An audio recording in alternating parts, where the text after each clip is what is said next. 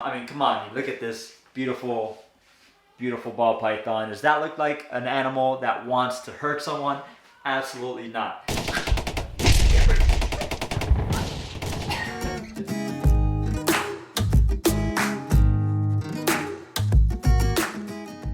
Hey, what's up guys? Welcome back to the channel. If this is your first time here, just want to say thank you for your time. At the end of the video, if you enjoyed the content or if you found some value in this, then please consider subscribing. We're not only here to share our passion for these animals, but to also help you take your ball python knowledge, care, and experience to that next level. In this episode, we're going to talk about how to hold your snake, right? So how to handle them, how to pick one up, maybe it's defensive or showing signs of aggression, right? How to make sure that you manage that so that you and your snake are getting the best experience from that bonding time and from your time together. All right, so let's get right into the video. Hope you enjoy it. All right, guys, so first things first, let's talk about our ball pythons, aggressive or defensive. What's the difference? Does it really matter, right? We know that a lot of people out there look at snakes, especially ball pythons, and right away they start thinking, that's an aggressive creature. All it wants to do is strike and constrict and eat my face or whatever, right? Fill in the blank in their imagination. But that's far from the truth, especially for these ball pythons. They are not aggressive. They're not waking up in the morning saying, I can't wait for someone to open up my tub. I'm going to strike at them. I'm going to bite them. I'm going to eat them, whatever, right? That's not what they're wanting to do. I have Sunny around my neck. He is our awesome bamboo ultra male. He is such a cool companion. He loves to hang out. He loves to be out of his tub exploring and just spending time with us, right? We show them that love and respect, and he shows it right back to us, and that's really cool. We're going to talk about that as we dig deeper into the video, but they are not aggressive, guys. They are, if anything, defensive at times because of their unique personality. And what do I mean by that? So we know that ball pythons, they don't like to be, I guess, exposed. They don't have many means of protecting themselves from predators, so they'd rather be hidden somewhere in a cave, tucked away, small spaces where it's dark. They know predators are not going to be around them, watching over them, trying to kill them. Once they become exposed, right, you open their tub or their enclosure, they're going to kind of be cautious. They're going to be aware of what's going on. They're going to be a little bit paranoid and maybe stressed out. So depending on your report and your relationship with it, it's going to have certain habits, certain natural instincts kick in to protect itself. So of course, one is a feeding instinct, right? If it sees through its heat pits and its, its design that it has something that's hot moving around in front of it, first thing it's thinking, oh, is it food time, right? Is it time to eat? Is that an opportunity for me to grab a meal, right? If it sees 90 degrees up to 110 degrees of something moving around, that could potentially be a rodent, a rat, a mouse, or whatever, and it's going to want to make sure it gets that opportunity to eat. But if it doesn't link in with the smell, right, the sensory smell of a rat or a mouse, it might start thinking, okay, is this a predator, right? Is this something that's going to hurt me? All right, so it's going to be cautious. It might be anxious or stressed. Hi. So depending on how many times you've taken the snake out, if it's built some good habits in its brain about who you are and how you open the tub and how you take it out, right? It's going to go through all that processing to determine, is this a threat or is this just a regular spend time together bonding experience, right? So yeah, guys, so at times it could look like they're being aggressive, but really that's just their natural instincts from their instinctual habits or experiences, that they're kind of just being more cautious and, if anything, defensive because they're in fear or they want to be left alone. But again, that all with time, with respect, with a good bonding approach, you can help tame that down and help them understand that this is not something to be afraid of, that your process of opening up the tub and taking them out is not something that they need to be stressed about, and they'll stop being defensive. Just like Sunny around my neck, he is super cool, super chill. He knows that there's nothing to worry about with me and with our family, that he is in a safe spot or a safe home with no issues. All right, so with that kind of being clarified, let's jump right into the next point of discussion, right? How to pick up your ball python from its enclosure or from its tub. All right, let's go.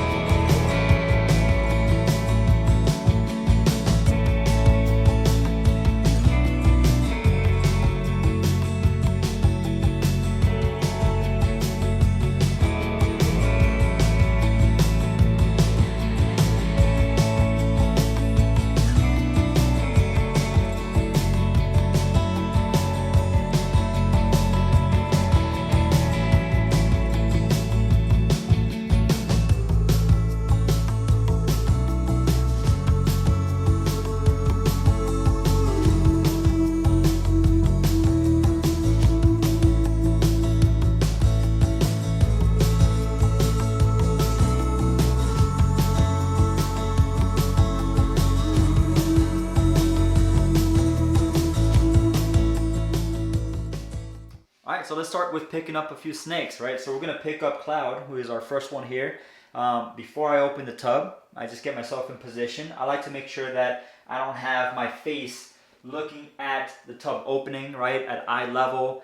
Don't know if they're expecting some food or for some reason they get into that feeding mode and the first thing they see is that warm spot, and if they're hungry or in that feeding mode, they will sometimes come out aggressively because they think it's food time, right? But like we talked about, they are not aggressive. They just got confused, mixed up with their feeding response, and we want to make sure that they are not in that state of mind.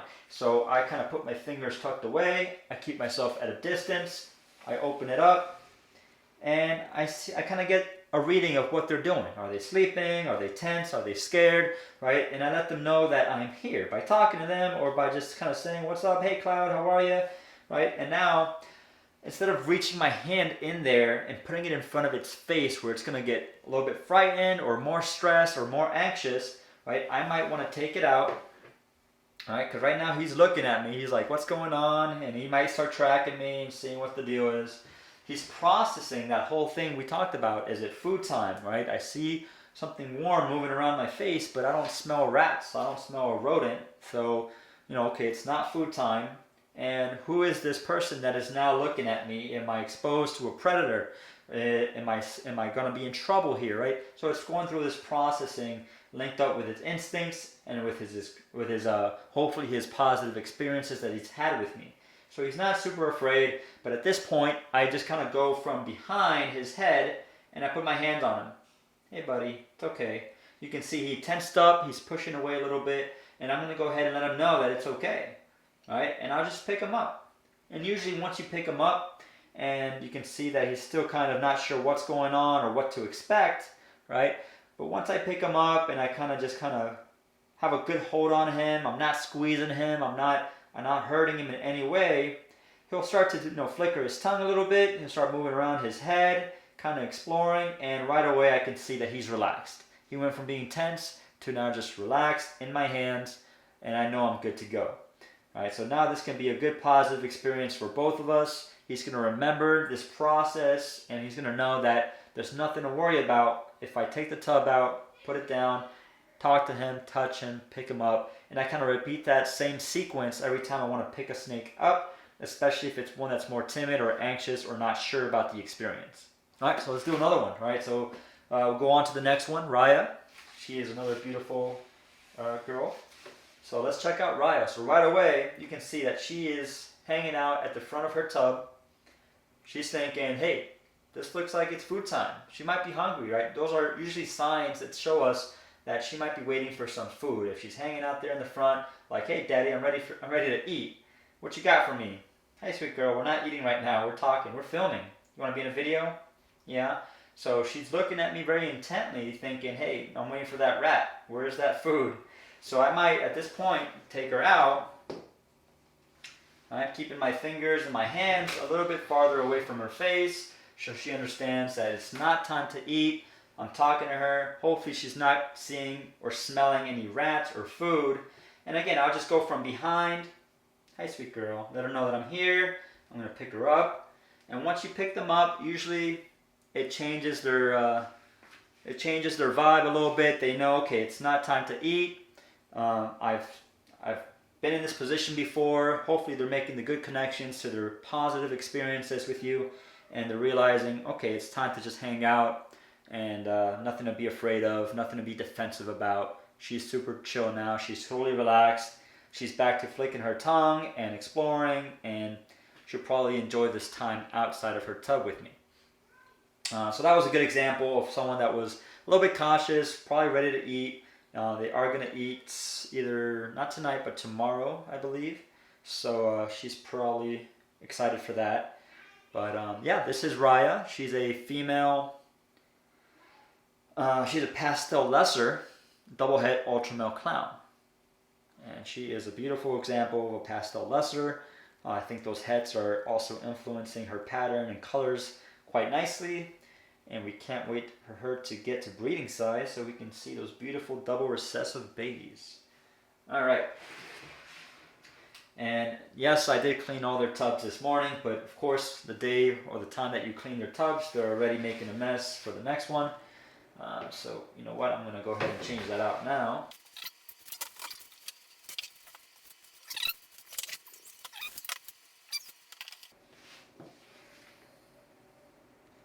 I do normally keep some ReptiChip substrate inside the tubs, but I'm going to be in the process of doing like a deep clean to all the tubs and all the snakes, so I'm giving them kind of a break from the ReptiChip or that coconut substrate, working paper towels for now, just giving them that, just something different for a little bit. But yeah, alright, sweet girl, thanks for hanging out, being a good sport.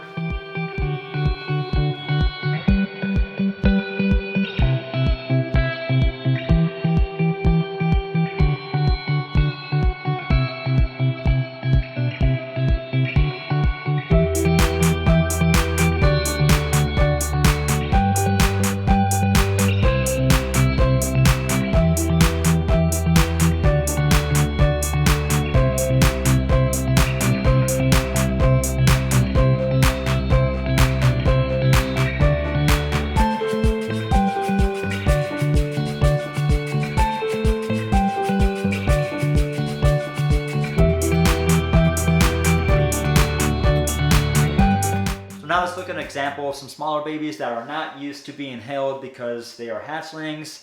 They're fresh out of the egg into new life, right? So they may not exactly be familiar with the process of being held and having that bonding experience. So their instincts are the only thing they're relying on right now of, okay, is it food time or is there a predator trying to hurt me? So they're going to be a little bit more defensive until you start creating those good habits, that good muscle memory of this is a good experience, a good bonding time, not something that's going to hurt you.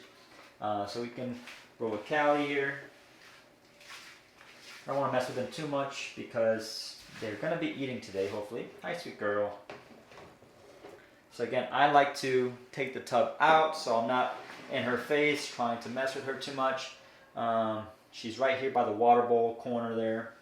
Hi, sweet girl. Hi, baby.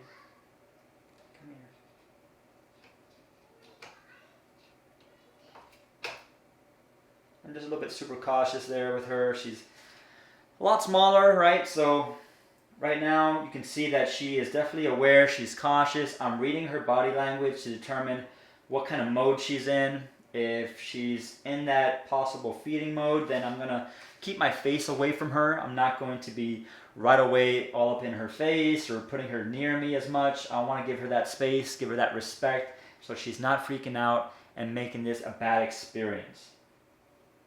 Once she relaxes a little bit, right, maybe she'll start to slither around. Hi, sweet girl. This is Raya, our holdback from our first clutch. Right, she's a beautiful KRG pastel Enchi bamboo, 50% het pied female, and she is absolutely amazing. We're in love with her, and we can't wait for her to grow and just do her thing, right? She's already becoming more and more used to the whole process and the experience here of being a snake at home. Alright, sweet girl. So you can see right now she knows it's not time to eat. She doesn't smell a rat. She's not as afraid because she's kind of used to me now. Opening her tub, checking on her, taking care of her. So hopefully she's creating some good muscle memory and connecting this experience as a good experience and not being defensive for this type of stuff. Hi, baby.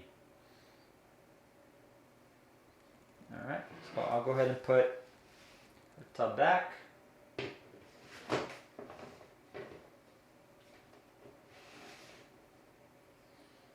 Alright.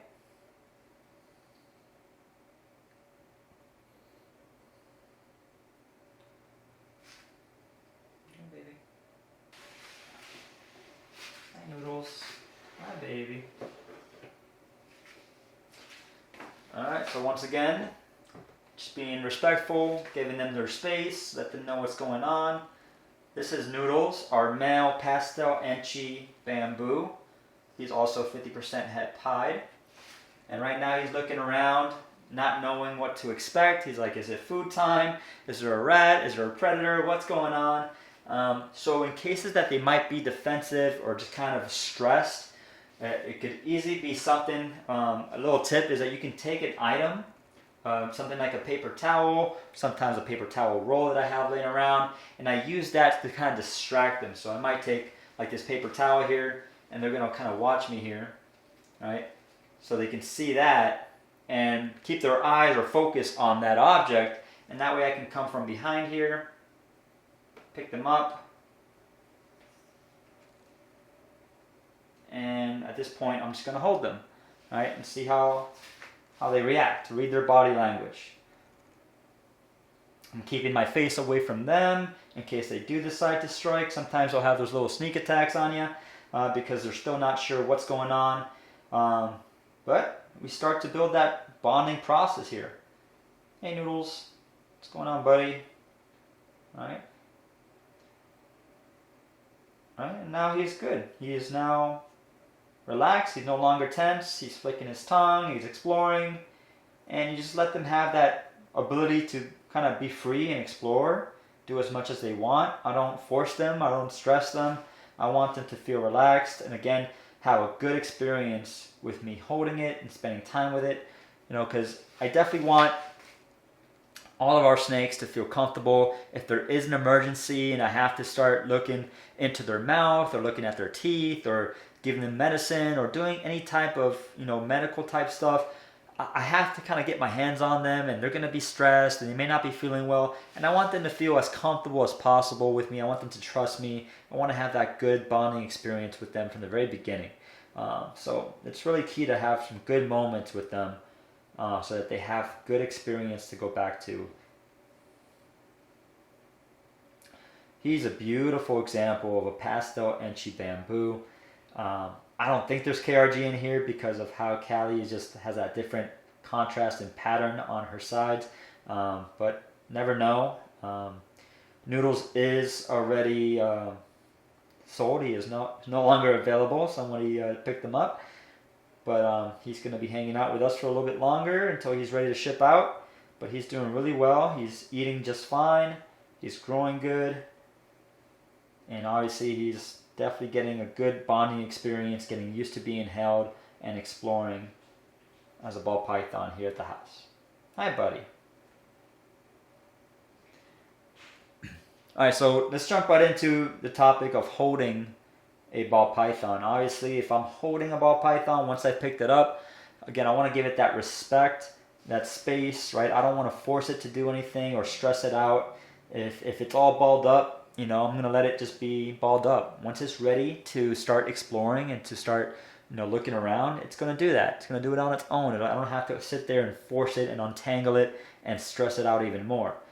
If it is exploring, I just kind of go with the flow, right? I just want to make sure that it feels supported. I don't ever want to just hold it with one hand or, you know, just grab it by one end. As it's moving around, I have to keep my awareness about it so that I always moving around so that I can support the main part of the body, right? I want to keep most of my hand underneath his center and closer to the top of his neck so that as he moves, he's not kind of losing his balance and flying or falling out of our hand or my grip.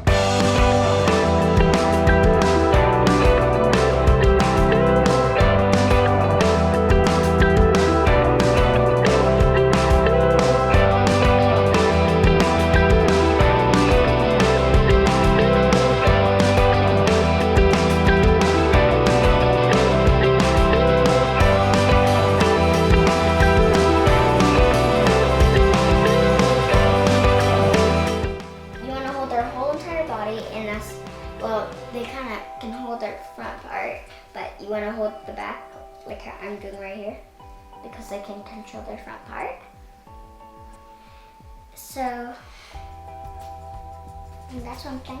And you also want to be super gentle when you're holding them. So like, if you're squeezing them, they will definitely be really weird and difficult. But when you just kind of let them slither around on you, they're pretty much fine.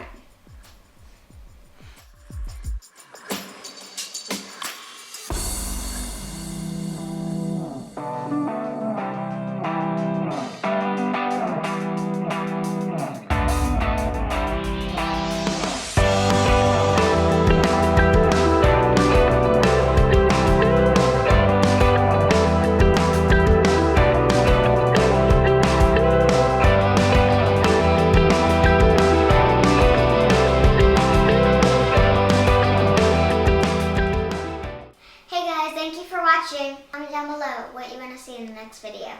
Hit that bell button, subscribe, and hit the likes. Bye!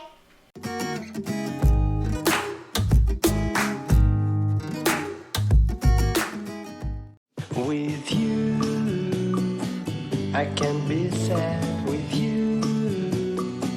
Just take my hand and fly up through the dreams where the skies are so clear. With you, I wanna stay with you. Make sure you're not getting stuck. You just broke this thing. Come on. Come on. Come on. I'll help you.